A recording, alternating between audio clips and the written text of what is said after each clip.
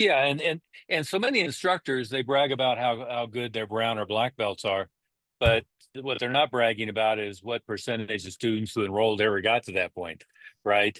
And so what they're getting is the vast majority of people who enrolled in their school quit before they really learned much of anything. Um, and we want to have super high quality black belts. We want to have super high quality advanced students. But really, the most important criterion, as you said, you're holding an instructor accountable for people testing on time, for people testing with the right quality, for having the right number of lessons before that.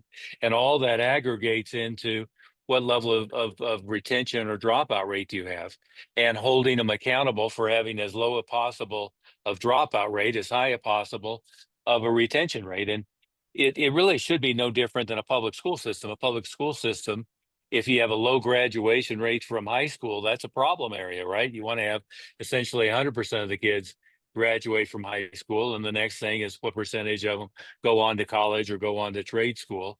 Uh, but we tend not to hold ourselves accountable that way. But it's important to have that accountability of what percentage of new students graduate from the first year, what percentage graduate second year, what percentage of them graduate to black belt and beyond. I was going to just comment on that part because it is real old school thinking where school owners used to brag how hard it was to get a black belt in their school, and hardly anybody makes a black belt at our school. It is so hard and blah blah blah. All they were just saying is how bad of instructor they were that they weren't able to get anybody to that level.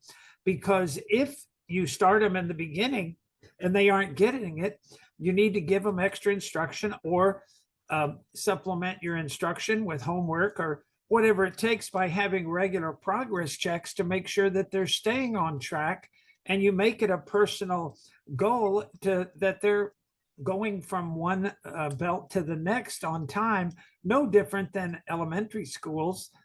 If they're not going with their class to the next grade, then the school, if they have too many in that range, then they know that they have a teacher problem, not a student problem.